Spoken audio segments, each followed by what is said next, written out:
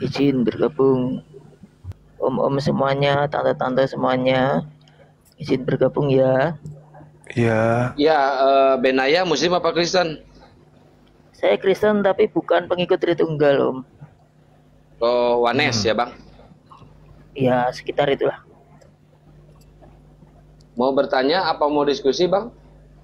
Ya, silakan ikut saja dulu. Nanti kalau ada yang terlalu sombong untuk mainan doktrin, baru saya akan bantu untuk Silakan menyerahkan. bernarasi Banyuma, biar dia tanggapi. Oke, tunggu ya. Putra nggak disapa dulu tuh Putra. Siapa dia Putra? Saya dulu kena biarin. Jadi nggak mendengar. Oke, baik. Kalau bukan Tritunggal berarti apa itu? Ya, Apa itu? Kristen Injil murni, Om. Kan Injil murni tidak didoktrin, tidak terdoktrin oleh Tritunggal, oleh Katolik Roma. Kalau Injil murni itu berarti Injil yang Yesus terima dari Tuhan. Ya, Injil yang Yesus terima, Yesus sampaikan, dan tidak ada di situ, tidak ada amanat agung, tidak ada Yohanes pasal 1 itu tidak ada. Oh, artinya bahwasanya tidak menggunakan kitab-kitab kanon.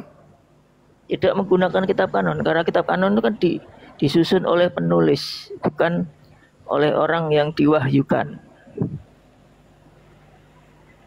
Oh gitu. Ya.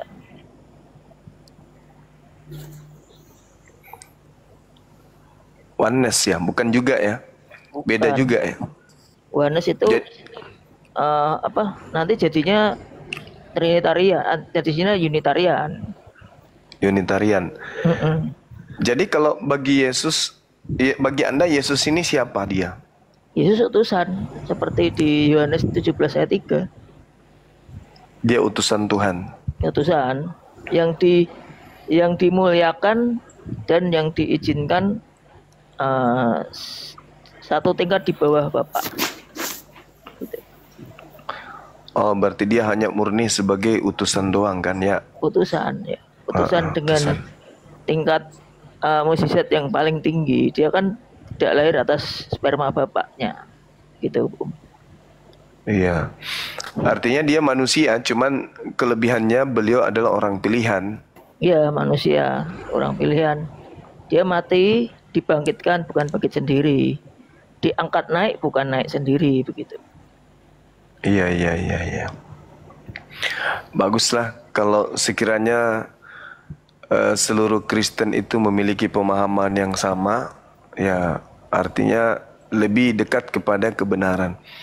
Cuman yang perlu kita gali kemudian setelah mendudukkan Yesus ini sebagai utusan Tuhan, skala prioritas kepengutusannya itu. Jadi dia diutus itu apakah untuk seluruh manusia atau dia diutus hanya sekelompok orang saja sesuai pengakuan beliau. Diutus hanya kepada domba sesat saja. Artinya kalau berbicara mengenai domba, itu berbicara mengenai Bani Yakub. Di luar Bani Yakub itu bukan domba. Nah, Yesus mengatakan, aku diutus hanya kepada domba yang sesat dari umat Israel.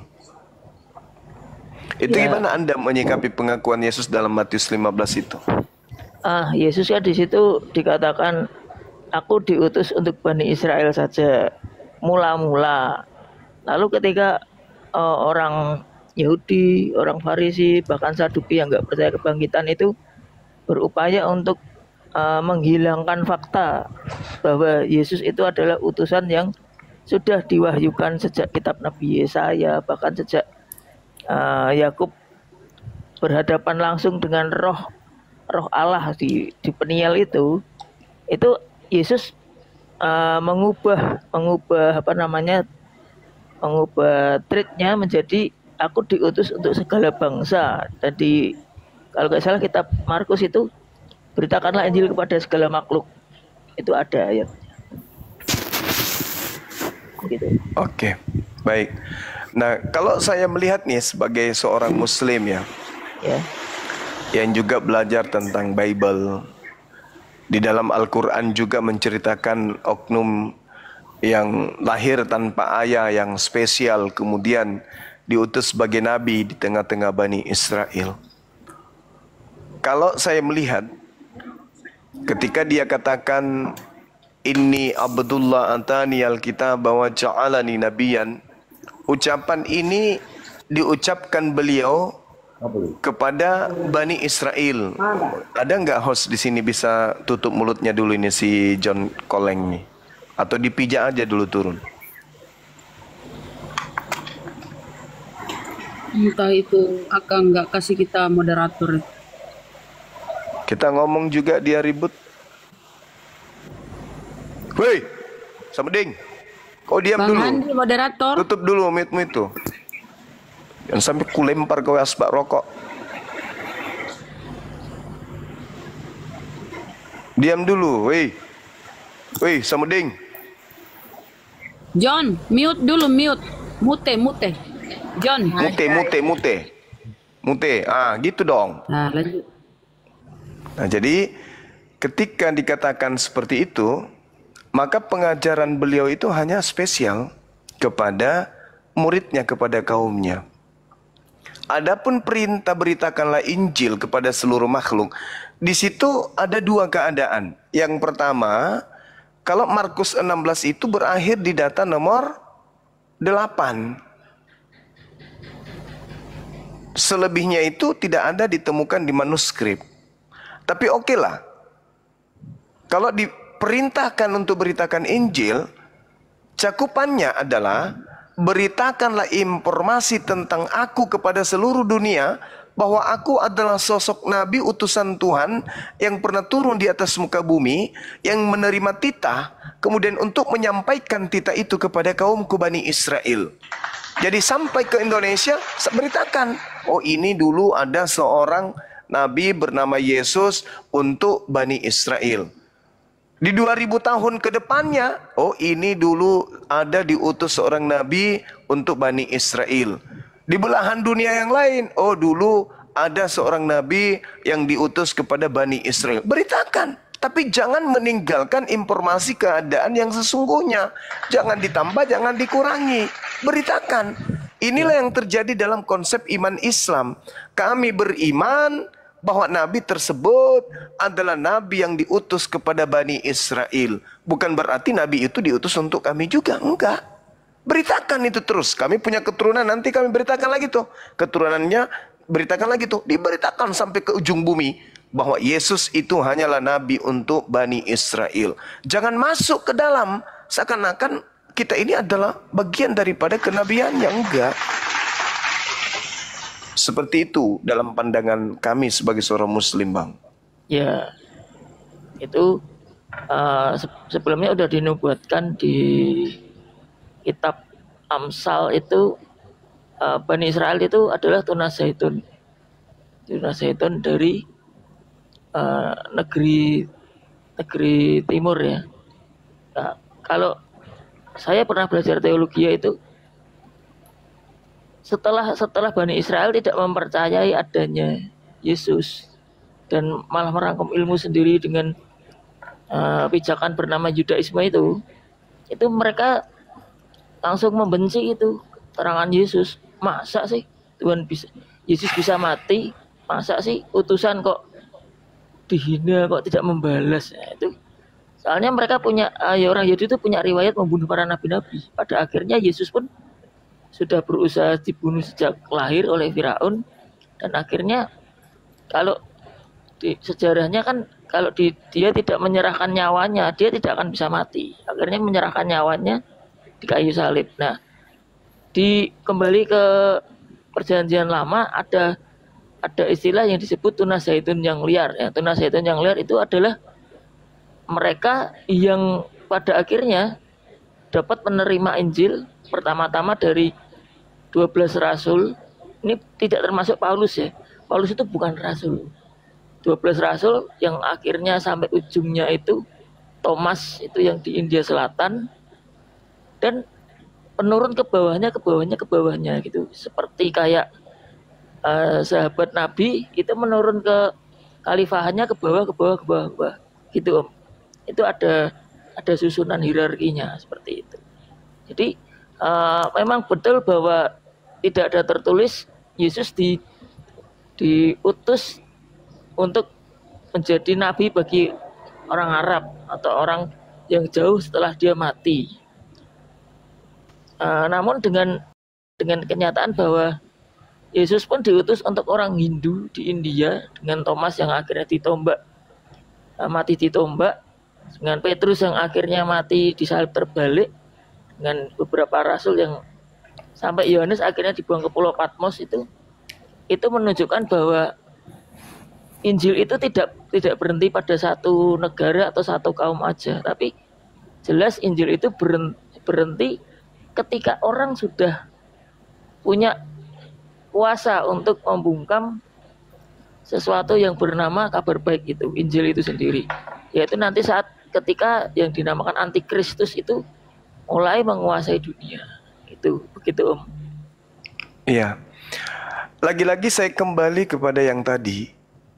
Beritakanlah Yesus kepada seluruh manusia, kepada seluruh makhluk. Beritakan.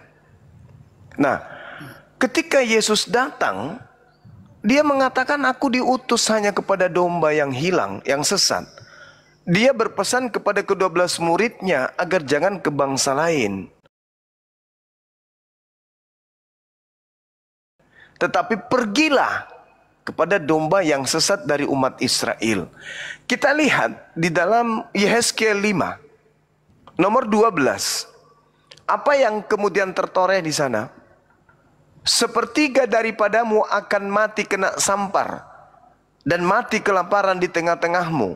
Sepertiga lagi akan tewas dimakan pedang di sekitarmu, dan sepertiga lagi akan kuhamburkan ke semua mata angin, dan aku akan menghunus pedang dari belakang mereka.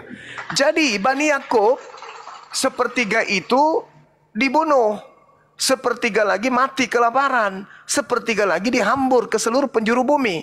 Nah, Yesus meminta muridnya mengejar mereka-mereka ini yang sudah keluar dari kelompok Bani Yakub.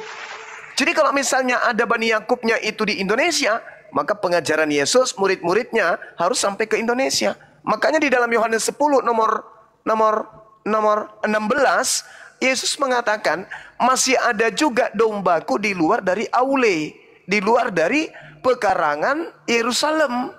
Siapa mereka? Yaitu tadi yang sudah beranak cucu di luar, yang sepertiga sudah diserahkan oleh Tuhan ke seluruh penjuru bumi. Kepada mereka inilah murid-murid Yesus itu harus pergi. Jadi biarkan mereka itu lewat di halaman rumah kita. Jangan dikasih singgah lantas kita mau jadi pengikutnya. Enggak. Mereka mengelilingi bumi mencari keturunan Yakub yang sepertiga sudah dihamburkan oleh Tuhan. Jadi mereka diutus bukan untuk kita. Mereka diutus untuk melakukan penginjilan ke seluruh penjuru bumi. Ke India, kemana aja. Ya untuk mencari domba-domba dari Bani Yakub yang sudah tersesat di mana-mana. Karena itu perintah. Pergilah, jangan dikatakan gini. Yesus berpesan kepada ke-12 muridnya agar jangan ke bangsa lain atau ke bangsa orang Samaria. Tetapi pergilah kepada domba yang sesat dari Bani Israel. Nah, kalau dombanya ada di Papua ya ke Papua. Dombanya ada di Jepang ya ke Jepang. Nah, itu makanya saudara, kalau kita lebih jauh menyikapi apa yang diterangkan di dalam Bible itu sendiri. Contoh. Dikatakan di dalam Lukas 1 misalnya. Lukas 1, kita ambil di Lukas 1 nomor 33. Apa yang tertoreh di sana? Dan dia akan menjadi raja atas kaum keturunan Yakub sampai selama-lamanya. Dan kerajaannya tidak akan berkesudahan. Saya ulang baca. Ini berbicara mengenai Yesus Kristus yang lahir di kota Daud. Baca lagi pelan-pelan. Dan Yesus akan menjadi raja atas kaum keturunan Yakub sampai selama-lamanya. Pertanyaannya, apakah kita ini adalah keturunan Yakub? Sementara dia hanya raja untuk keturunan Yakub sampai selama-lamanya. Jadi dia tidak akan pernah menjadi raja dari keturunan yang lain. Keturunan Pamona, keturunan Toraja, keturunan Manado, keturunan Ambon, keturunan Batak. Nggak ada dia pernah jadi raja. Dia ditorehkan dalam tinta yang ada dalam Bible akan menjadi raja bagi Bani Yakub selama-lamanya. Nah, cuman yang perlu diperhatikan di sini, yang pertama, kita bukan Bani Yakub. Berarti Yesus bukan menjadi raja kita. Kita nggak punya kemudian hak untuk duduk di istana beliau. Nggak ada kemudian hak kita untuk masuk ke dalam kerajaan beliau. Cuman yang perlu diperhatikan dalam ilmu teologi, Yesus menjelaskan kemudian di dalam Matius 21:43 terekam dengan indah di sana kata-kata Yesus tuh. Sebab itu aku Yesus berkata kepadamu bahwa kerajaan Allah akan diambil daripadamu dan akan diberikan kepada satu bangsa yang akan menghasilkan buah kerajaan itu. Kita memang bukan keturunan Yakub. Kita memang bukan daripada pengikut Yesus. Kita bukan Bani Israel, kita bukan Bani Yehuda. Kerajaannya hanya untuk dia, Bani Yakub, dan kerajaannya, dan dia menjadi raja untuk selama-lamanya. Hanya saja endingnya, rupa-rupanya kerajaan itu diberikan kepada bangsa lain. Artinya Yesus sudah pensiun, bukan lagi jadi raja dia, karena dia hanya raja bagi Bani Yakub. Istananya, kerajaannya itu diberikan kepada orang lain, bangsa lain, dan bangsa lain akan memegang tonggak pemerintahan kerajaan tersebut. Dan kerajaan lain di luar kerajaan Yehuda inilah yang akan menghasilkan buah kerajaan itu. Pertanyaannya sekarang, kepada siapa kerajaan Yehuda itu diberikan setelah mereka kemudian ditinggalkan dan dibuat sepi? Tak ada lagi kerajaan.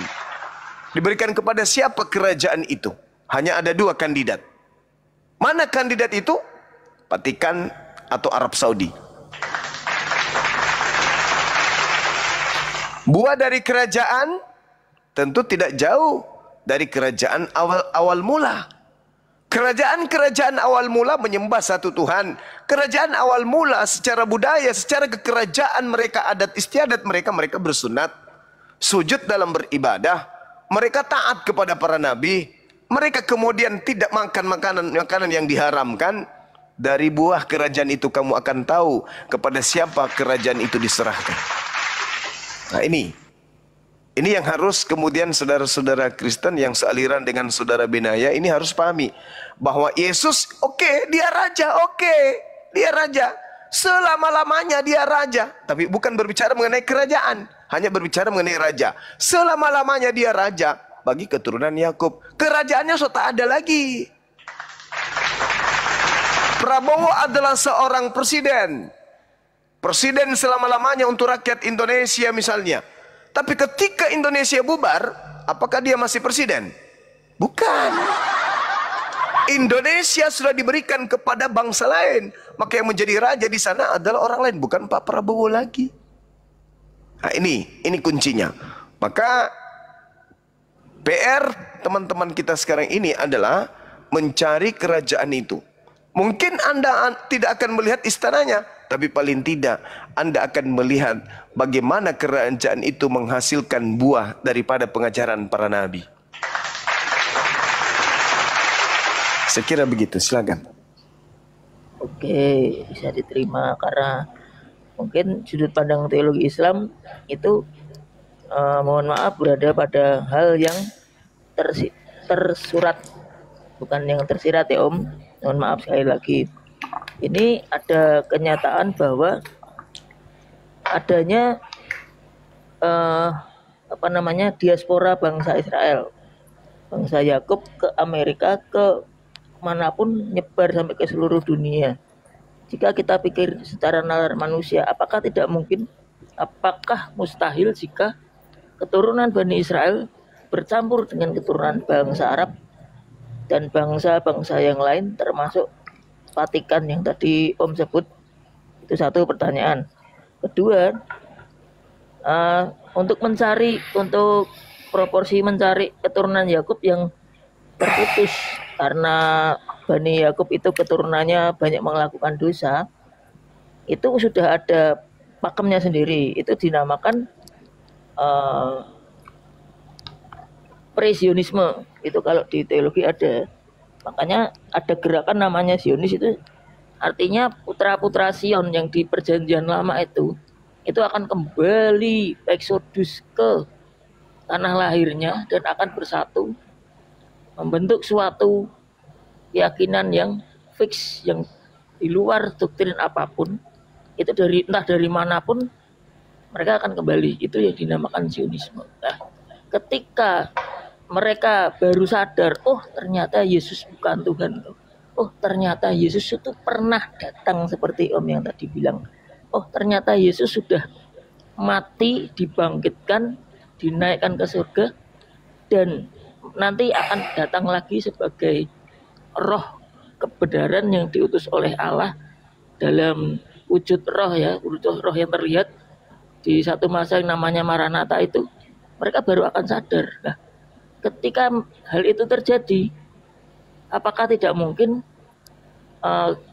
kita ini semua termasuk Bang Zuma ini mengerti dengan betul bahwa oh saya ini ternyata ada keturunan Israelnya, ada keturunan Yahudinya, ada keturunan Bani Yakubnya, gitu.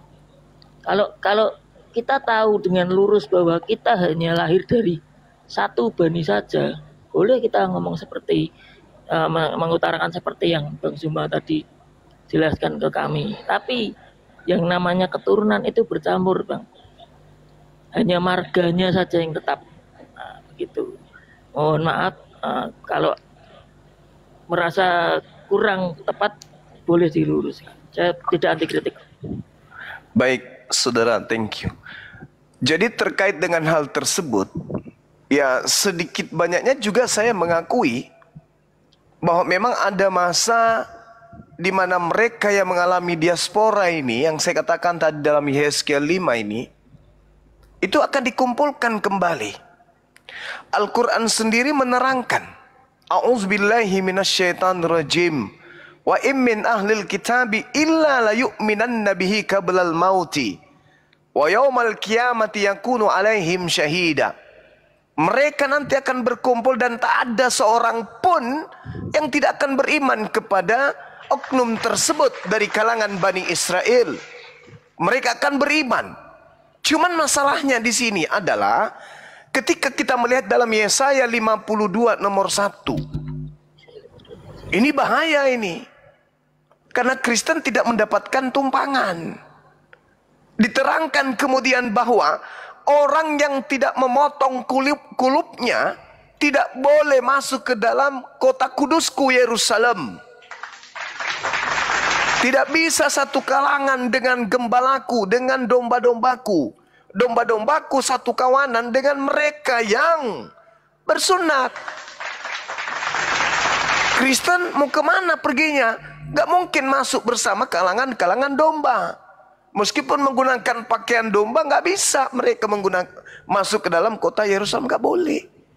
Dalam Yehezkiel 44 nomor 9, haram hukumnya orang Kristen ini masuk ke tempat sucinya orang Yahudi.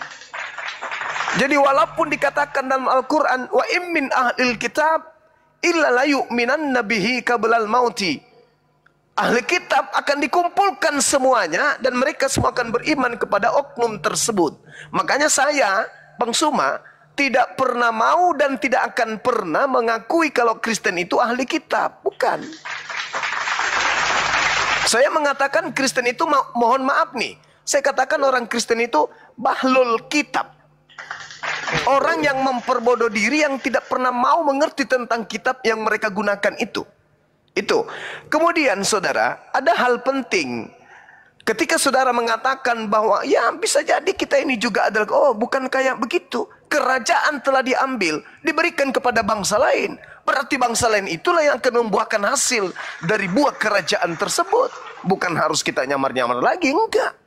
Dan saya menemukan dalam proses belajar mengajar, Saya pribadi, di dalam untaian kalimat-kalimat yang ada di dalam kitabnya saudara-saudara saya Yahudi, saya menyimpulkan bahwa Islam dengan seperangkat keislamannya itu ternyata sudah diceritakan dari kitab-kitab sebelum Al-Quran itu datang. Contoh, kitab Yesaya misalnya. Yesaya 60 nomor 6. Sejumlah besar onta akan menutupi daerahmu. Onta-onta muda dan dari Median dan Eva, mereka semua akan datang dari Sheba, akan membawa emas dan kemenyan serta memberitakan perbuatan masyhur Tuhan.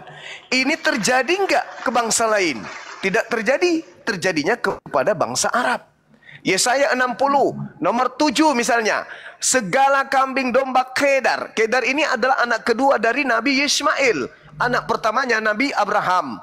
Akan berhimpun kepadamu domba-domba jantan Nebayot. Nebayot ini adalah anak pertama daripada Nabi Ismail, cucu daripada Nabi Abraham. Bersedia untuk ibadahmu. Jadi dombanya Kedar, kemudian domba jantannya Nebayot, itu akan digunakan untuk prosesi ibadah. Semuanya akan dipersembahkan di atas mezbahku sebagai korban yang berkenan kepadaku. Dan aku akan menyemarakkan kemudian bait keagunganku, Baitullah.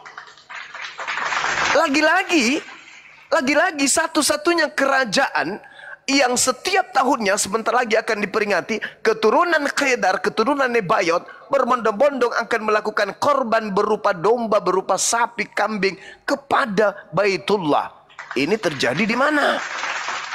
Jadi kesimpulan saya, sementara kerajaan Elohim yang diperintahkan kepada Daud, kepada Salomo, kepada Yesus diambil daripada mereka dan diberikan kepada Bani Yishmael. Tidak selesai sampai di situ. Sabar. Di dalam Yesaya 60 juga nomor 16. Sebagai ganti keadaanmu yang dahulu ketika engkau ditinggalkan. Paran itu ditinggal. Tempat gurun pasir, tempatnya Nabi Ismail, tempatnya Hagar dibuang, itu adalah wilayah padang pasir, padang gurun yang dibuang, nggak dipandang. Dinubuatkan pula tuh, sebagai ganti keadaanmu dahulu ketika engkau ditinggalkan, dibenci dan tidak disinggahi seorang pun. Sekarang aku akan membuat engkau menjadi kebanggaan abadi, menjadi kegirangan turun-temurun. 1400 tahun. Menjadi kegirangan turun-temurun, menjadi kebanggaan abadi. Kami aja sebagai seorang muslim, bangga kami memiliki kota suci yang setiap tahunnya, setiap saatnya ramai dikunjungi orang. Bagaimana mereka yang menjadi warga negara penduduk asli orang Arab itu sendiri, bagaimana bangganya mereka secara turun-temurun menjadi kegirangan yang tak ada henti-hentinya. Apakah itu digenapi oleh Vatikan, digenapi oleh Belanda, digenapi oleh... Tak ada. Satu-satunya hanya ada di Arab Saudi sana. Kemudian, tidak sampai hanya di situ. Yesaya 60 nomor 11. Pintu-pintu gerbangmu akan terbuka senantiasa, baik siang maupun malam, tidak akan tertutup. Supaya apa? Supaya orang dapat membawa kekayaan dari bangsa-bangsa kepadamu. Sedang raja-raja mereka ikut digiring sebagai tawanan. Coba bayangkan, Prabowo sebagai presiden harus ke sana. Siapa lagi? Presiden-presiden yang ada di bangsa-bangsa yang ada di sekeliling kita harus pergi ke sana, bersiara, membawa harta ke sana. Itu nubuat. Dan itu hanya digenapi oleh kaidah yang ada di dalam ajaran agama Islam. Pintu gerbangmu terbuka, baik siang maupun malam, tidak akan tertutup, supaya orang akan datang membawa kekayaan negara-negara, kekayaan bangsa-bangsa kepadamu. Sedang pemimpin-pemimpin mereka akan digiring untuk tunduk kepadamu. Jadi mungkin mana lagi kita menolak kebenaran ini? Tak ada yang bisa menolak kebenaran itu. Yesaya 60 nomor 17. Sebagai ganti tembaga aku akan membawa emas, dan sebagai ganti besi aku akan membawa perak. Sebagai ganti kayu tembaga dan sebagai ganti batu besi aku akan memberikan damai sejahtera. Shalom Islam. Shalom Islam. Aku akan memberikan Islam dan keadilan yang akan melindungi dan mengatur hidupmu. Masya Allah. Islam diatur dari bangun tidur sampai tidur kembali, itu diatur. Ini nubuat, bukan saya mau mengambil wah ini pendapat. Enggak, Al-Quran sudah sempurna bagi kami. Tetapi dalam ilmu teologi adalah satu kewajiban pilar keilmuan ketika oknum yang mengatakan dirinya terlibat dalam diskusi perbandingan agama untuk mengkaji dua kitab tersebut. Kitab yang ditenteng saudara Kristen dan kitab Al-Quran itu sendiri. Alhasil, kepada siapa kerajaan itu diberikan kemudian ketika nubuatannya itu sekarang sudah terpapar dengan sangat jelas di mata kita, di pandangan kita dalam kehidupan sehari-hari. Hanya orang yang memperbodoh diri yang mau menolak kebenaran tersebut. Saya kira begitu sementara, silakan. Oh, jadi begitu. Itu opini atau sudut pandang atau gimana itu kan? Ini Yang namanya nubuat, saudara, nubuat itu ramalan. Tidak menyebut nama, tidak menyebut tempat. Tetapi siapapun yang berkesesuaian dengan nubuat ramalan, dengan fakta yang ada, itulah yang diceritakan di situ. Menolak ataupun tidak ditolak, keadaan tak bisa kita pungkiri. Nubuat. Silakan. Oke, nubuat. Jika nubuat itu ramalan, berarti kan nggak selalu benar ya, nggak selalu persis, nggak selalu presisi. Berarti bagaimana dengan nubuatan ini tentang Esau, anaknya Nabi Yakub? Silakan. Nah, ini ada di kitab Kejadian. Intinya setelah Esau itu merasa dendam kepada bapaknya karena yang Esau itu anaknya Ishak. Iya, saudara Yakub. Saudara Yakub. Esau dendam kepada bapaknya karena lebih mengutamakan Yakub yang memalsukan diri sebagai Esau. Itu bagaimana dengan nubuatan Nabi Ishak itu? Ini Nabi Ishak ya, bukan Nabi Ismail, mohon maaf. Ada kalimat seperti ini. Engkau akan diserakkan ke penjuru dunia. Pedang tidak akan pernah berhenti dari keturunanmu. Engkau akan memikul kuk itu kayak itu loh, apa namanya kalau bajak sawah itu, memikul kuk perhambaan, karena yang diurapi oleh Ishak itu Yakub duluan, tangannya menyilang itu kalau di kitab Kejadian. Penghiburnya begini, Esau itu dikatakan jika engkau berusaha dengan sungguh-sungguh, maka kau akan bisa melemparkan kuk itu. Jika, ada kata jika dan ada kata maka, itu bukan sekedar kata-kata biasa, itu kata-kata berkat, kayak orang tua itu merestui anaknya, memberkati anaknya, itu sudah jadi budaya di berbagai bangsa.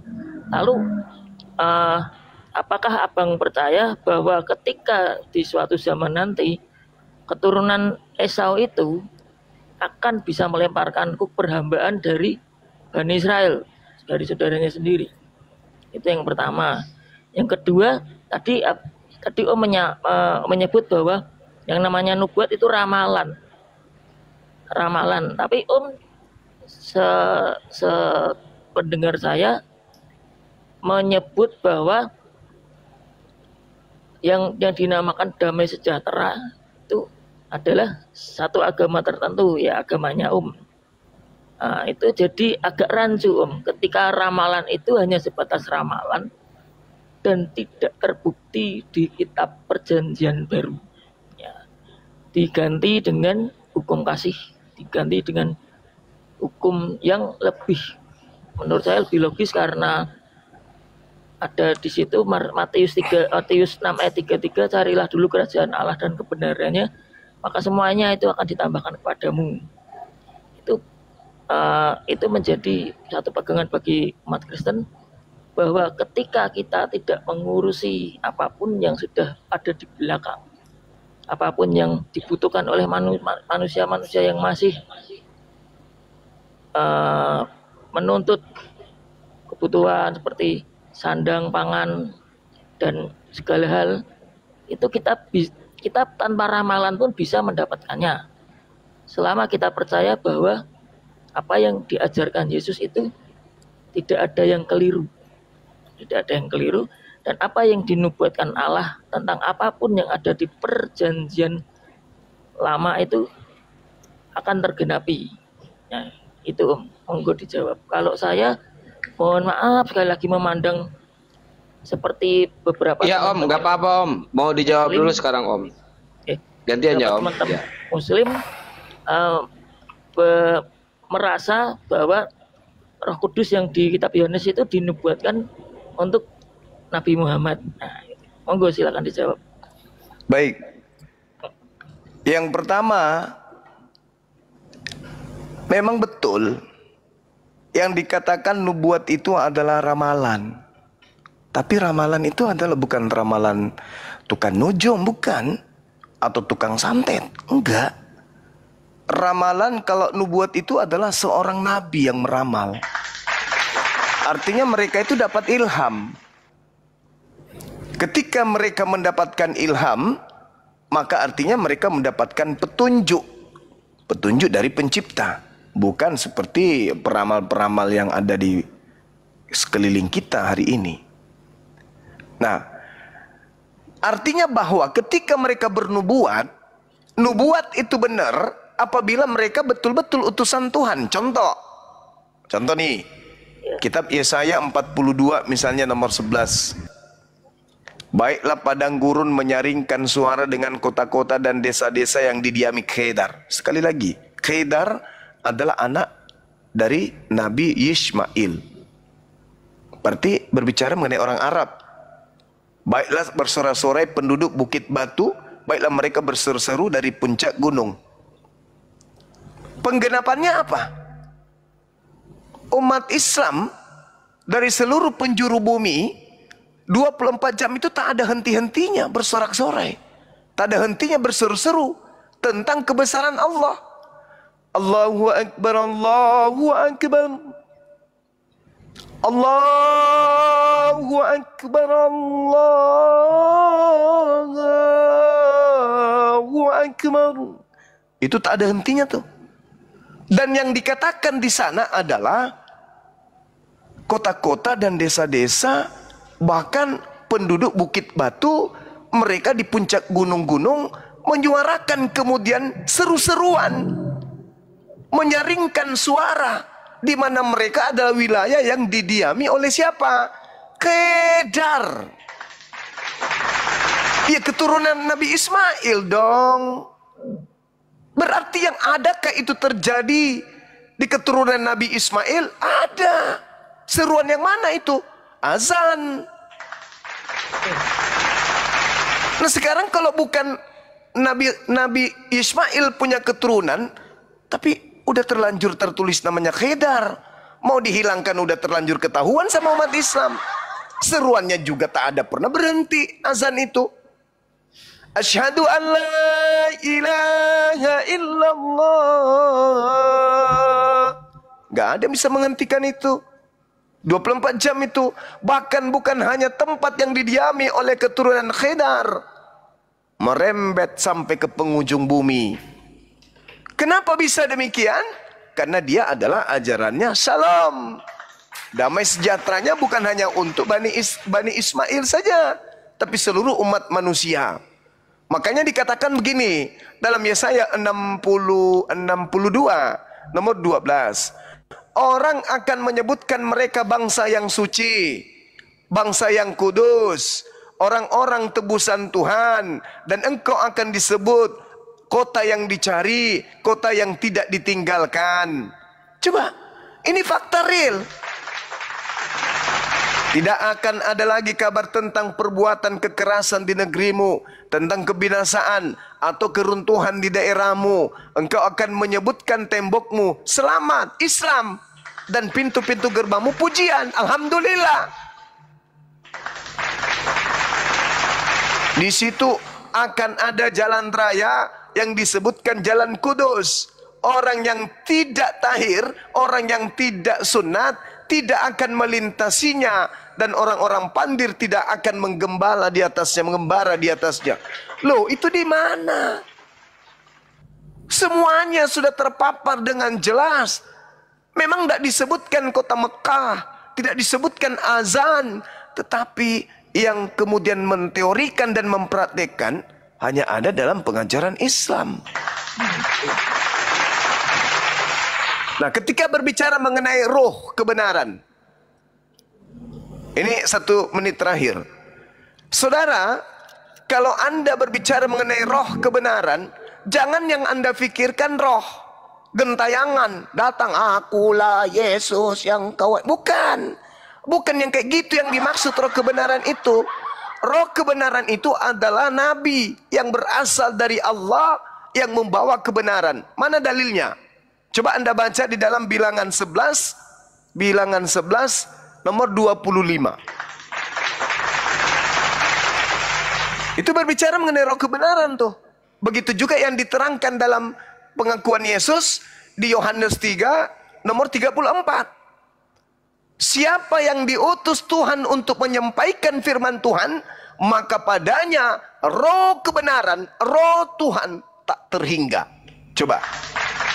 Jadi nabi-nabi ini roh kebenaran, Bong. Jadi roh yang datang setelah Yesus, nabi. Nabi. Yang datang itu nabi, bukan roh. Jadi yang datang itu adalah nabi. Sebagaimana Nabi Musa disebutkan sebagai Roh Kudus, demikian juga Nabi Muhammad disebut Roh Kudus. Di mana Nabi Muhammad menerima Roh Kudus? Al-Quran surah Asy-Syura ayat 52. Itu fakta, itu real.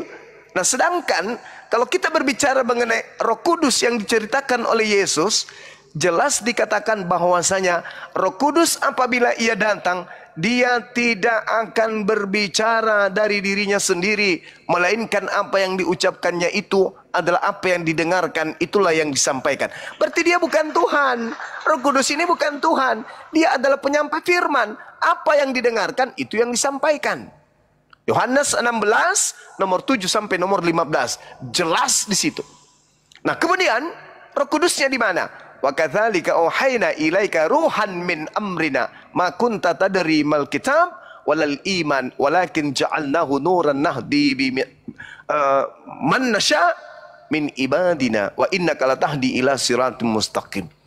Jadi Nabi Muhammad diberikan roh berupa Al-Quran sebagai bimbingan kepada seluruh umat manusia agar manusia itu damai sejahtera.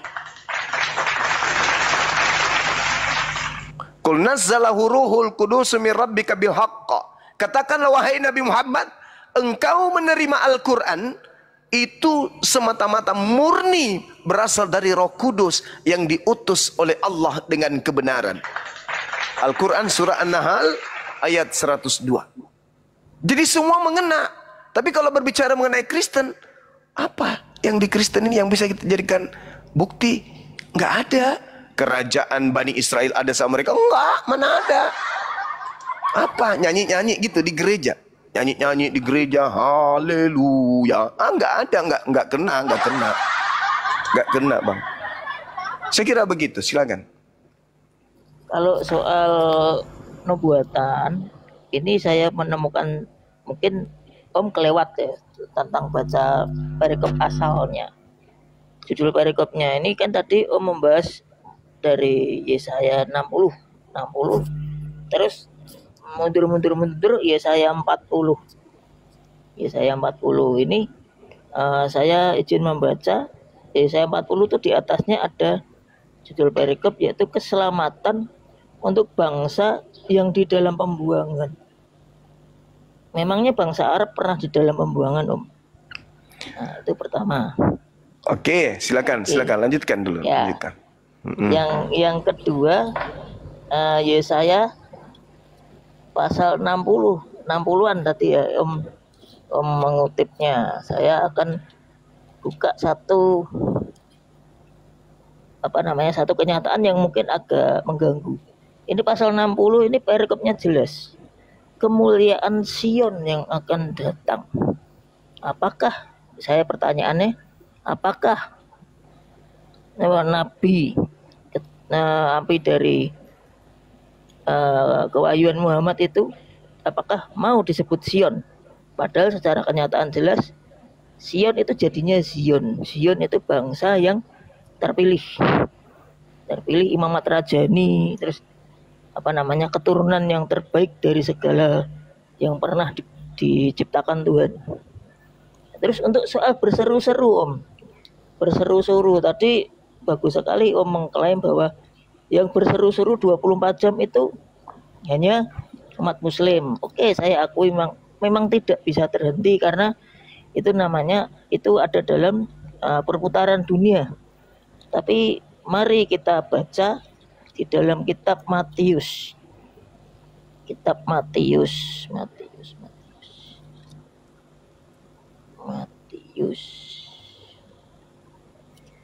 Kitab Matius pasal berapa ya? 28. Enggak, 28 itu enggak ada. 28 itu kan kanon. Matius. Nah, kitab Matius ini saya ketemukan tentang berseru-seru. Sebentar. Kitab Matius. Yesus Taurat. Bersedekah, berdoa, berpuasa, mengumpulkan harta kekhawatiran, kejahatan khususnya berharga. Ya, sambil kita belajar teman-teman ya. Ini izin Kola Roci ini muslim apa Kristen? Sambil nunggu Bang Benaya. Ya, ini saya Ya, sedang lanjut. mencari. Daripada nanti saya buka Alkitab TB di HP nanti malah tergulung halamannya.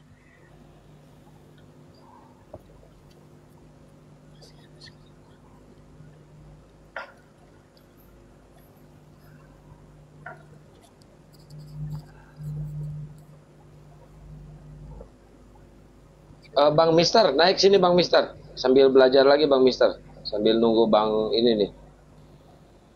Benaya. Wah, ternyata terbungkam dia.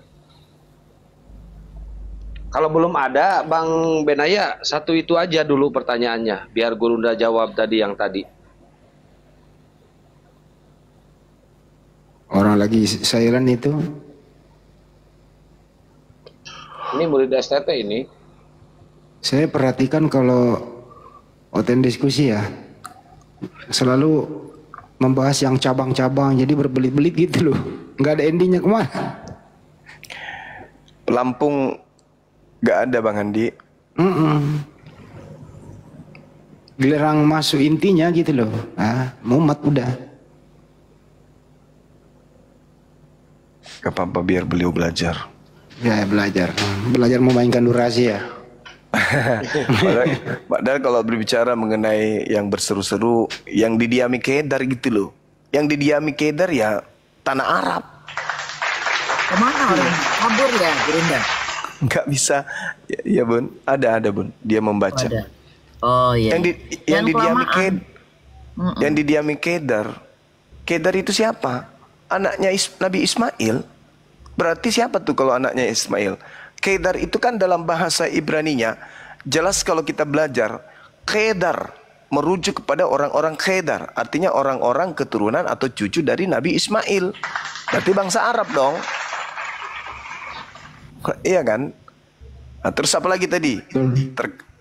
Terkait dengan nubuat yang diceritakan bahwa itu bukan berbicara mengenai berbicara mengenai bangsa Arab. Udah bisa Bang? Oke, ini saya menemukan Mazmur silakan. juga Gurunda, Mazmur 86. Segala bangsa yang kau jadikan akan datang sujud menyembah di hadapan Mazmur. Iya. Lanjut. Matius 7 pasal 7. Nah ini Silakan. dimulai dari ayat 15. 15 bisa, 21 bisa. Bukan setiap orang yang berseru kepadaku Tuhan Tuhan akan masuk ke dalam kerajaan surga. Nah, ini tadi kerajaan yang dikatain habis pensiun dan segalanya. Ini kerajaan afterlife ya. Setelah kita mati dan di depan kembali. Bukan setiap orang yang berseru-seru kepadaku Tuhan Tuhan akan masuk ke dalam kerajaan surga, melainkan dia yang melakukan kehendak Bapakku yang di surga. Pada hari terakhir banyak orang akan berseru kepadaku, Tuhan, Tuhan, bukankah kami bernubuat demi namamu dan mengusir setan demi namamu dan mengatakan banyak mukjizat demi namamu juga? Pada waktu itulah aku akan berterus terang kepada mereka dan berkata, aku tidak pernah mengenal kamu. Enyahlah daripadaku, kamu sekalian pembuat kejahatan. Bagaimana dengan ayat ini? Apakah masih memberikan celah kepada Om Zuma tentang klaimnya yang luar biasa itu, klaim-klaimnya yang ini, apa namanya tadi, kedar, apa ini banyak itu. Ini jelas loh Om di kitab Yesaya itu tentang Sion, bukan tentang siapapun. Budir ini. Oke, boleh saya tanggapi? Monggo, silakan. Oke, baik. Kalau kita berbicara mengenai Yesaya, berbicara mengenai Yesaya 52, saudara, yang saya kutip tadi itu di data nomor 11. Kalau Anda mundur satu langkah ke belakang, di data nomor 10-nya dikatakan begini. Nyanyikanlah nyanyian baru bagi Tuhan. Nyanyian baru dong. Pujilah dia dari ujung bumi. Baiklah laut bergemuruh serta segala isinya dan pulau-pulau dengan segala penduduknya. Baiklah padang gurun menyaringkan suara dengan kota-kota dan desa-desa yang didiami Kedar. Disebut dong nama. Baiklah bersorak-sorai penduduk bukit batu. Baiklah mereka berseru-seru dari puncak gunung-gunung. Nomor 12-nya. Baiklah mereka memberi penghormatan kepada Tuhan dan memberikan pujian yang kepadanya di pulau-pulau. Ini perintah. Ini perintah yang kemudian menjadi sebuah nubuat.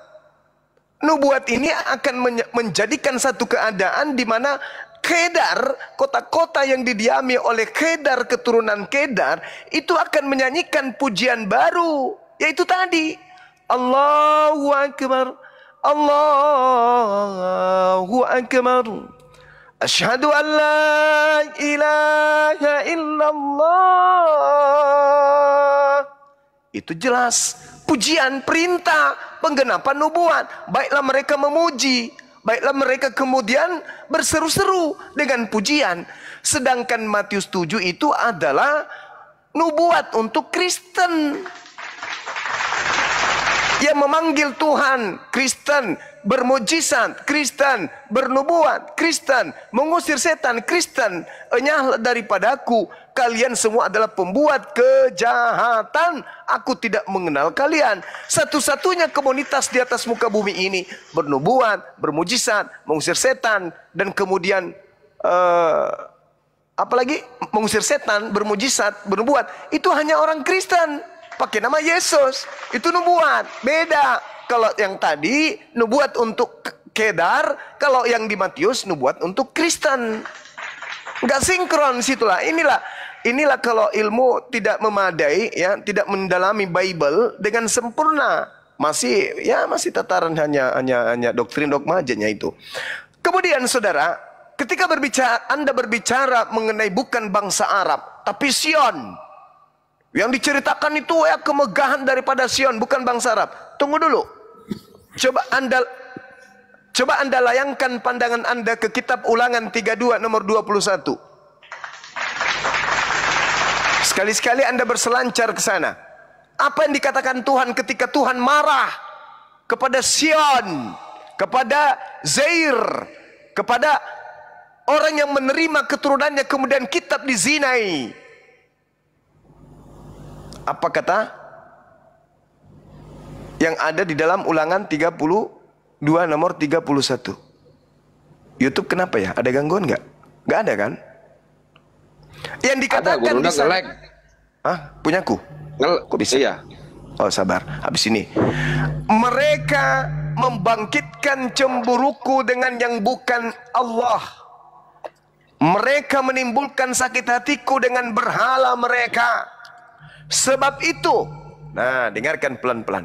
Sebab itu, aku akan membangkitkan cemburu mereka dengan yang bukan umat. Membangkitkan cemburu mereka dengan yang tidak dianggap umat. Dan akan menyakiti hati mereka dengan menggunakan bangsa yang bodoh, bangsa yang jahil, bangsa yang ummi. Siapa bangsa ummi? Siapa bangsa jahil? Siapa bangsa bodoh pada masa itu? Yang dianggap bangsa ummi, bangsa bodoh, bangsa jahil pada masa itu siapa? Bani Ismail, bangsa Arab. Artinya apa? Allah akan membangkitkan cemburunya Bani Israel, sisa-sisa peninggalan Bani Israel dengan menggunakan bangsa Arab. Inilah yang terjadi sekarang. Makanya peperangan terjadi, kesakitan hati daripada keturunan Bani Yakob itu sangat menusuk jantung sampai mereka harus kemudian memaksa mengambil alih tanah yang diwariskan kepada keturunan Abraham, yaitu Ishak dan Ismail. Itu yang terjadi hari ini. Aku akan membangkitkan cemburumu, aku akan menimbulkan sakit hatimu dengan menggunakan bangsa yang ummi. Ingat, bukan Mesir, bukan Yunani, bukan Romawi. Kenapa? Karena pada zaman itu mereka sudah punya peradaban. Peradaban Yunani, peradaban Romawi, peradaban Mesir, peradaban India. Satu-satunya bangsa yang tidak punya peradaban pada zaman itu hanya bangsa Arab. Tidak dianggap. Tidak dianggap. Tetapi Allah mengangkat derajatnya. Aku akan menjadikan engkau marah. Aku akan menjadikan engkau sakit hati dengan menggunakan bangsa yang bodoh, dengan menggunakan bangsa yang ummi. Dan itu tak lain adalah bangsa Kedar, Nebayot, Yishmael. Oke, silakan. Saya ke YouTube dulu, silakan. Gini, Om terlalu mundurnya terlalu jauh, dan majunya sepertinya kurang jauh juga, maju dan mundurnya. Tadi Om mengklaim bahwa saya punya ilmu tapi tidak membaca, tidak menjalani Bible dengan benar, ya. Ada ilmu namanya bibliologi, itu tidak bisa dipelajari oleh siapapun yang memang tidak menerima Yesus. Satu. Kedua, saya bertanya, oleh siapapun ulangan yang tidak menerima Yesus. Ulangan itu kitab untuk siapa? Itu namanya kitab apa? Itu pertama. Kedua, Yesaya itu kitab untuk siapa? Ditujukan untuk bangsa mana? Itu. Terus yang ketiga, apakah saat Yesus hidup itu sudah ada Kristen? Kok dengan luar biasanya Om Zuma berbangga banget itu untuk Kristen. Untuk Kristen itu lahir di mana? Di kota mana? Apakah Kristen lahir di kota Daud atau di kota Bethlehem atau di Nazaret atau di mana? Bu, jangan overclaim dulu ya Om. Ini saya Matius setuju itu untuk bentar Bun, jangan dipotong biar hatuha dulu. Jangan ad hominem dulu, jangan nyerang dulu Bang, nanti Anda kena. Cok, lanjut dulu. Ya lo yang ad hominem siapa? Tadi kan saya dikatain. Udah lanjut dulu, lanjut. Yo, harus adil dong. Oke, harus adil dong. Ya. Yang Matius itu bukan ditujukan untuk Kristen, dan di situ kata Tuhan dalam Alkitab LAI ya, itu sudah diubah dari bahasa aslinya yang artinya Yahweh. Itu Yesus mengutip nubuatan Allah di kitab Nabi Yesaya. Di situ ada perikop, ada catatan kecil. Jelas kalau orang yang hanya sekilas baca itu akan mengira bahwa orang Israel, orang Kristen itu gampang tertuduh dengan menyebut Yesus itu Tuhan. Padahal tidak ada hubungannya ayat itu dengan orang Kristen, karena orang Kristen belum ada saat itu. Yang paling saya bingungkan adalah ini kitab Ulangan, itu kitab Taurat.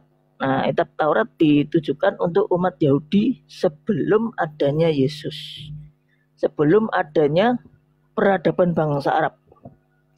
Monggo nanti dicari bangsa Arab itu peradabannya dari tahun berapa dan bangsa Yahudi peradabannya dari tahun berapa, sehingga tidak terjadi overclaim. Oke.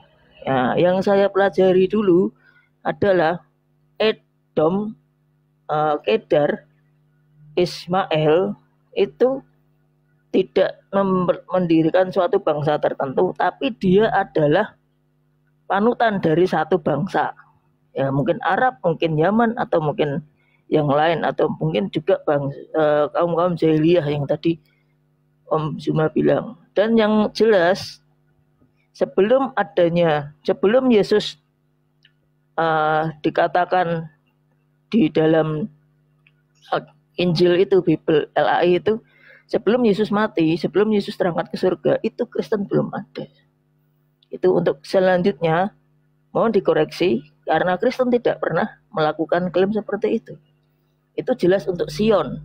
Nah, perkara untuk Edom, untuk untuk yang tadi Om Zuma bilang, harta bangsa-bangsa akan dikembalikan kepadamu, akan dilimpahkan kepadamu, damai sejahtera akan dilimpahkan kepadamu.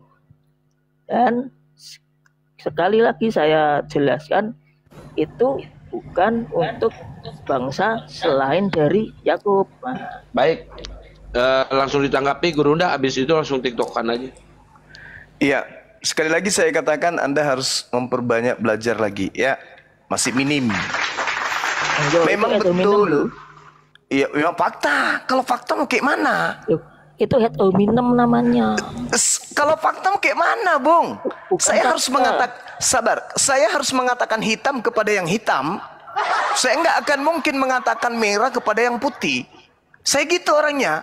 Kalau ente masih butuh belajar, saya katakan ente masih butuh belajar. Ya, jangan ajarin saya. Jangan ajarin saya, Bung. Bukan. Berarti ente perlu belajar kekristenan lebih. Oh iya dong, saya juga harus banyak belajar, bukan cuma ente, aku juga. Nah, makanya jangan sakit hati. Tetapi seawam-awamnya saya, ente jauh lebih awam tentang itu. Oke, sabar, ini giliran saya. Di dalam kitabnya orang Yahudi diterangkan, apa kata kitab orang Yahudi? Torah sefalanu Mose kehilap Yakub. Torah itu hanya diberikan kepada keturunan Yakub. Itu hak milik kepunyaan Yakub. Oke, sepakat kita di situ. Ulangan 33 nomor 4. Kemudian di dalam kitab Mazmur juga diterangkan, Magib de Rafat de Faraf le Yakub kukaf le Misfatab le Yisrael. Apa yang diberikan Tuhan kepada Yakub dan aturannya untuk Israel, lo asaken lekol goy umispatim bal yedaum, haleluya. Terpujilah Tuhan, sebab aturan yang datang kepada Yakub, hukum-hukum kepada Israel, tidak diberikan kepada bangsa lain. Ente bangsa apa? Ente bangsa apa? Bukan bangsa Yakub kan? Bukan.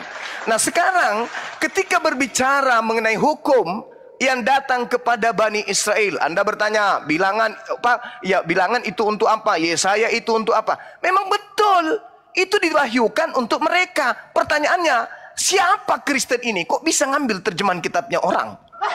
Itu satu. Itu tamparan keras buat Kristen tuh. Dalam denom apapun, itu kitabnya orang Yahudi. Kalian tidak punya hak sama sekali, kecuali kalian ingin nyamar-nyamar. Kedua, kitab tersebut berbicara mengenai nubuatan. Kita udah sepakat nubuatan itu ramalan Nabi. Siapa yang menggenapi di situ? Ya harus kita jelaskan. Yang duduk di situ siapa? Bukan kemudian dinubuatkan di kitabnya Yahudi, lantas kemudian orang Yahudi yang harus mendudukkan. Enggak. Contoh nih, ketika dikatakan Ulangan 18, aku akan mengutus, aku akan membangkitkan seorang nabi yang sama seperti Musa. Aku akan memberikan firmanku di mulutnya. Ulangan 34 nomor 10. Tidak akan ada lagi nabi yang sama seperti Musa yang bangkit dari Bani Israel. Lalu yang seperti Musa siapa? Itu nubuat. Kisah para Rasul 3 nomor 22-23. Bukankah dalam kitab Tauratmu dikatakan bahwa Tuhan akan mengutus seorang nabi sama seperti Musa, dan akan terjadi siapapun yang tidak mendengarkan nabi itu akan dibasmi dari umat kita. Siapa yang menggenapi? Memang itu adalah kitab yang ditulis oleh Lukas, tapi yang menggenapi siapa? Begitu loh polanya. Orang kalau belajar, jangan gengsi kemudian mengakui kebenaran. Nah, sekarang ketika Anda berbicara mengenai Kedar, kan sudah jelas sekali datanya di situ loh. Saya tidak ngarang, diceritakan loh di situ. Nyanyikanlah. Ini kan perintah. nyanyikanlah nyanyian baru bagi Tuhan. Siapa yang diperintahkan di situ? Siapa yang menggenapi di situ? Mereka yang hidup di kota-kota yang didiami Kedar. Siapa Kedar ini? Bangsa Arab. Alamak, masih pura-pura bingung atau memang Anda ini sangat awam gitu loh? Yang diduduki oleh Kedar Caayu. Siapa yang duduk di sana? Ya bangsa Arab, keturunan Kedar itu bangsa Arab. Coba telinga itu dipakai gitu loh. Karena kita diskusi agama itu kudu harus pakai ilmu. Kemudian Anda mengatakan, aliteng tidak ada pada zaman Yesus. Yes, thank you. Anda sudah mengakui. Berarti Yesus tidak pernah berbicara langsung kepada oknum-oknum Kristen yang muncul belakangan ini. Matius 7 itu saudara, ketika Anda baca nomor 15-nya, di situ ada pesan yang mematikan buat Kristen. Pesan yang mematikan dan merubuhkan gereja. Jelas di situ, secara konsep ya, bukan secara gedung. Waspadalah terhadap nabi-nabi palsu yang datang kepadamu. Mu itu berbicara mengenai kelompok atau golongan. Golongan ini siapa? Bani Israel yang bukan Kristen. Bani Israel yang bukan Anda. Wahai Bani Israel, ya paman, waspadalah terhadap nabi-nabi palsu yang datang kepadamu dengan menyamar seperti domba. Kamulah itu kawan, Benaya, Anda bukan domba. Domba itu Bani Yakub. Yeremia 50 nomor 17. Bani Yakub itu semisal domba. Jadi permisalan Tuhan kepada Bani Yakub itu domba. Ente bukan Bani Yakub. Kalau Anda memaksakan, oh kami bagian, oh Anda serigala. Waspadalah terhadap nabi-nabi palsu yang datang kepadamu dengan menyamar seperti domba. Menyamar seakan-akan mereka ini adalah keturunan Yakub, seakan-akan pengikut Yesus. Tapi bukan. Tetapi sesungguhnya mereka adalah serigala yang buas. Serigala yang buas, sabar dulu, tahan. Serigala yang buas. Dari buahnya si serigala itu dapat kamu lihat. Apa buahnya serigala ini? Memanggil aku Tuhan. Bernubuat pakai namaku. Bermukjizat pakai namaku. Mengusir setan pakai namaku. Buah dari nabi palsu itu sekarang Anda lihat. Oke lah, mungkin bukan Kristen paman. Ya udahlah kalau gitu sepakat, tos. Pakai ludah dulu tosnya. Tos, bukan Kristen. Oke. Tapi tolong carikan saya komunitas di luar Yahudi yang memanggil Yesus Tuhan, mengusir setan, bermujizat, lalu kemudian bernubuat pakai nama Yesus. Siapa kalau bukan aliteng? Siapa? Siapa nabi-nabi palsu itu? Dari buahnya. Memang nabi palsunya bukan Kristen, tapi Kristen adalah buahnya. Tidak ada yang tahu nabi palsu itu mana. Enggak ada. Apakah Paulus? Oh, enggak bisa kita katakan itu karena enggak menyebut nama. Apakah Lukas? Enggak bisa. Apakah Nabi Muhammad? Enggak bisa kita menyebut nama karena tidak disebut nama. Tetapi dari buahnya kita bisa mengetahui siapa nabi palsu itu. Apa buahnya? Yaitu tadi memanggil Yesus Tuhan, bernubuat pakai nama Yesus, mengusir setan pakai nama Yesus, bermujizat pakai nama Yesus. Itu buahnya. Nah sekarang buahnya itu di mana berada? Awas, celana melorot. Awas. Silakan. Jadi sekali lagi saya katakan kepada saudara, Torah sepaladu Mose ke hilab Yakob. Itu adalah harta warisan untuk Bani Yakub. Apa yang diterima Musa kemudian sebagai Torah. Jangan kau ganggu-gugat itu. Itu ajarannya agama Yahudi yang kalian ambil untuk kalian pakai nyamar-nyamar seakan-akan anak Yakub, tapi bukan. Gitu saudara, sedikit agak kocak karena udah tengah malam ini. Ya, silakan Aliteng. Dibuka mute-nya Aliteng.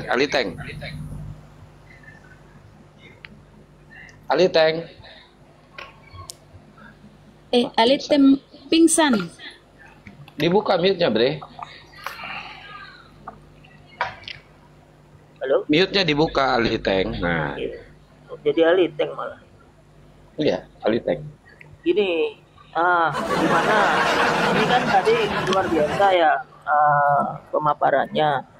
Gimana kalau seandainya tanpa menyebut nama juga, Matius 7 ayat 15 itu kan berbicaranya sudah di ayat yang ada di situ sudah jelas. Waspadalah terhadap nabi-nabi palsu yang datang kepadamu dengan menyamar seperti domba. Menyamar seperti domba berarti seakan-akan nabi-nabi palsu itu dan para pengikutnya itu bersahabat dengan kayak zaman VOC dulu. Bersahabat melalui perdagangan, nggak tahunya menjajah. Ya, ibaratkan aja begitu. Terus, tapi sesungguhnya mereka adalah serigala yang buas. Nah, dari buahnya lah kamu akan mengenal mereka. Menjajah lagi disinggung. Enggak gini, itu berhenti dulu di situ. Berhenti untuk masalah penyebutan Tuhan itu memang agen Tritunggal itu memang selalu menyebut Tuhan, selalu menyebut Yesus itu Allah, selalu menyebut Yesus Roh Kudus dan dicampur-campur. Itu saya akui. Saya akui dan itu juga yang menyebabkan saya keluar dari ajaran Kristen yang sudah tercampur. Tapi bagaimana kalau si Kristen yang Tritunggal itu menuduh balik bahwa setelah ada Yesus itu ada nabi lain. Ada nabi lain, ada orang yang menyamar sebagai utusan lain. Ini tidak menyinggung siapapun ya. Yang katanya toleransi terhadap dunia, yang katanya rahmat bagi alam semesta. Tapi yang katanya tadi juga menggenapi, tadi Om Sima ngomong menggenapi, yang menggenapi siapa? Yang menggenapi belum tahu. Yang menggenapi yang tahu hanya jurinya, hakimnya, yaitu Allah Bapak sendiri. Itu yang bisa mengklaim, itu yang bisa menyematkan penghargaan. Oh ternyata kamu yang menggenapi, oh ternyata kamu ini gitu. Bagaimana jika dibalikkan bahwa nabi-nabi palsu itu lahir dari orang-orang yang mengenal Kristen hanya sebatas dulunya saja. Bang, sesama Aliteng jangan saling salib, Bang. Jangan, Bang. Kita diskusi Islam sama Aliteng aja, Bang. Iya, tapi kan begini Om, kalau Aliteng itu memang ditakdirkan gini, ada ayat berkata penyesatan harus terjadi, tetapi celakalah yang mengadakannya. Maka dari itulah dasar saya untuk bersuara dimanapun bahwa Yesus itu bukan Tuhan, bahwa Tritunggal itu yaitu yang akan membuka jalan antikris itu sendiri. Nah, bagaimana dengan klaim saya tadi? Bagaimana kalau itu dibalik? Ternyata yang mengenal Yesus, yang mengenal Kristen dari luar, bahkan yang tidak mengakui Kristen itu hanya tahu bahwa itu Yesus, kekristenan itu dari bulunya saja. Bagaimana kalau dituduhkan balik? Apakah akan terima? Oke, ini saya terima. Apakah akan begitu? Monggo. Yang pertama, Kristen tertua itu Katolik. Katolik berdiri dari surat-surat Paulus di antaranya. Dan Paulus inilah yang datang kepada murid Yesus. Jangan cari yang lain. Waspadalah kepada nabi palsu yang datang kepadamu. Jangan kamu cari di abad kedua, abad ketiga, abad keempat, abad kelima, abad ketujuh. Yang datang kepada kepada murid Yesus itu loh pelakunya. Dan jangan Anda menyebar kemana-mana. Kenapa kawan? Dari buahnya. Udah jelas sekali kok.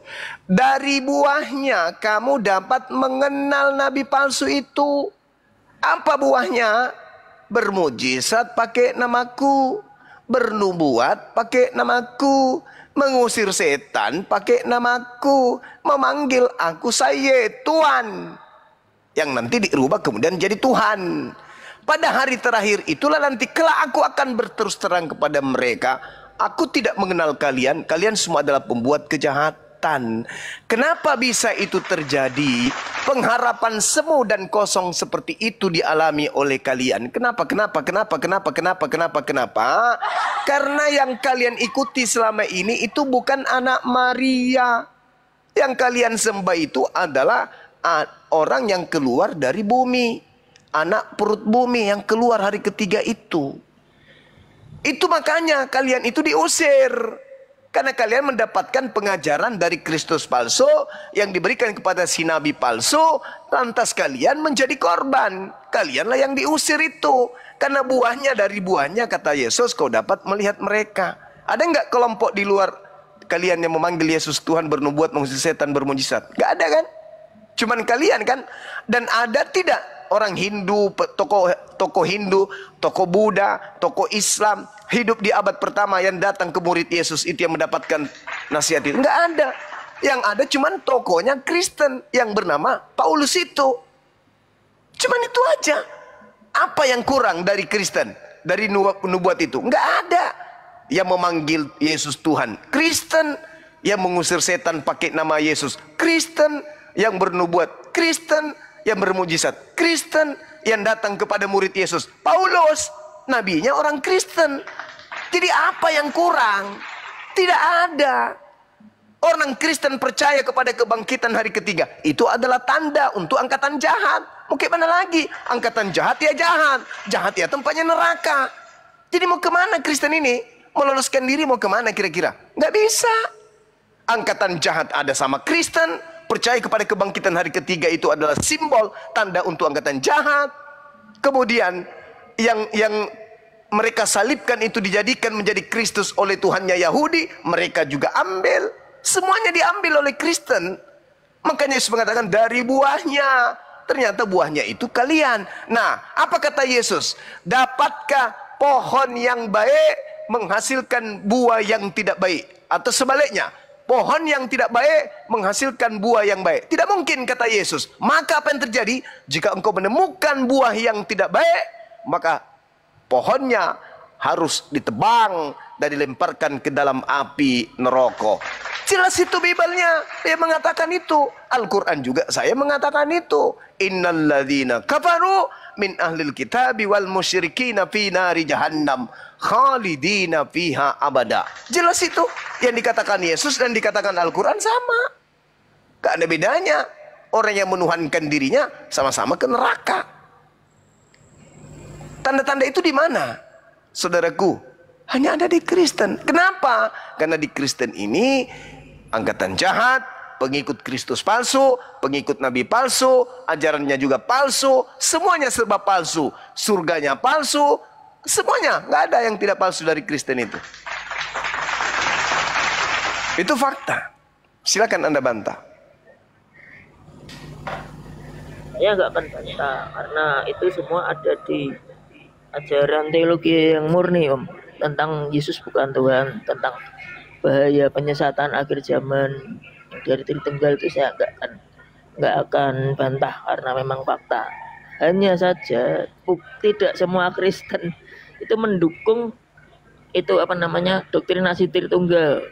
Sampai di sini mohon dipahami ya, tidak semua mendukung dan tidak semua menjalankan. Hanya sebagian besar saja, mayoritas dari Kristen yang mendukung, mengharuskan dan sampai menyumpahi tidak ada keselamatan di luar Tritunggal. Itu betul. Ya, dari sini saya sepakat dengan Om Zuma, saya sepakat dengan umat-umat Muslim yang lain. Untuk masalah yang lain itu ya cuman tadi saya meluruskan sejarahnya. Waktu di Matius 7 itu belum ada Kristen. Emang benar Kristen yang pertama itu bukan Kristen, Bang, Aliteng. Aliteng itu apa? Ya, Kristen. Lah ya. Oh nganu istilah ininya, oke. Aliteng yang pertama itu Katolik. Katolik itu adalah berbentuk kerajaan, pemerintahan, oligarki hingga sampai sistem negara. Itu bukan merupakan perwujudan dari Kristen, dari Kristen agama. lagi. Ya enggak, bukan perwujudan dari aliteng ya, perwujudan aliteng yang sebenarnya yang Yesus inginkan, yang Yesus perintahkan. Karena Yesus tidak pernah mengurusi bagian pemerintahan. Dia bukan raja di dunia, tapi dia dijadikan raja oleh Allah nanti setelah pengadilan itu, setelah Maranatha itu. Ya, monggo kalau di sini ada koreksi lagi, saya tidak dikritik. Terima kasih. Iya, kembali kepada data Matius itu, ya tidak ada yang tersisa. Dari buahnya kamu akan melihat mereka, dan buah dari pengajaran itu pohonnya yang harus ditebang. Kalau saudara mengatakan Tritunggal, sayangnya Anda berada pada pohon yang sama. Mungkin Anda di ranting atau cabang yang berbeda, tapi kalian berasal dari pohon yang sama. Kata Yesus, pohonnya yang harus ditebang dan dilemparkan untuk dibakar. Seperti itu, Bang. Nah, juga Yesus kan sudah mengatakan tuh, aku minta kepada Bapa agar Bapa mengutus seorang penolong lain. Berarti memang betul, tak ada lagi kursi untuk di tempat yang Anda diami saat ini. Harus ikut kepada penolong lain yang Yesus katakan di dalam Matius 14 nomor 16 itu. Bahwa seorang penolong lain inilah yang akan mengajarkan segala sesuatunya tentang keadilan, kebenaran, hukum-hukum, penginsapan dunia akan dosa. Itu saudara. Jadi seorang penolong lain, bukan Yesus lagi. Yesus itu sudah selesai, dia hanya untuk Bani Israel saja. Nah, untuk yang menggembalakan seluruh umat manusia, penolong lain yang spesial. Memang dia datang kemudian untuk menegakkan hukum di atas muka bumi ini. Makanya dia menjadi rahmat bagi seluruh alam semesta. Yesus rahmat, tapi hanya untuk Bani Israel saja. Begitu juga Nabi Musa.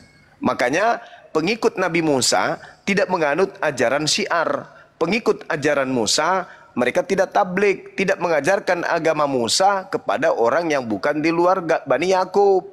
Begitu juga Yesus. Dia tidak mengajarkan agamanya di luar, ajarannya di luar Bani Yakub. Dia hanya untuk Bani Yakub saja, yaitu Israel dan Yehuda. Nah, Kristen ini dari kelompok mana? Entah dari mana datangnya. Tidak ada nabi yang diutus kepada Kristen, nggak ada. Kecuali nabi mereka sendiri, yaitu Paulus.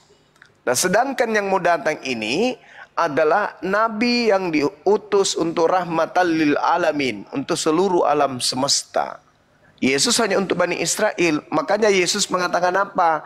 Ketika ia datang, dia akan menginsapkan dunia. Dunia yang akan diinsapkannya. Bukan hanya Bani Israel saja. Bukan hanya untuk Bani Edom saja. Bukan hanya untuk Bani Ismail saja. Tapi dunia. Maka dia diutus untuk dunia. Karena dia datang untuk menginsapkan dunia. Termasuk Anda. Yesus hanya untuk Bani Israel saja. Begitu saudara. Silakan. Oh baik, kalau begitu yang menurut pandangan atau pengajaran yang Muslim ajarkan di sini, saya sedikit memberi koreksi.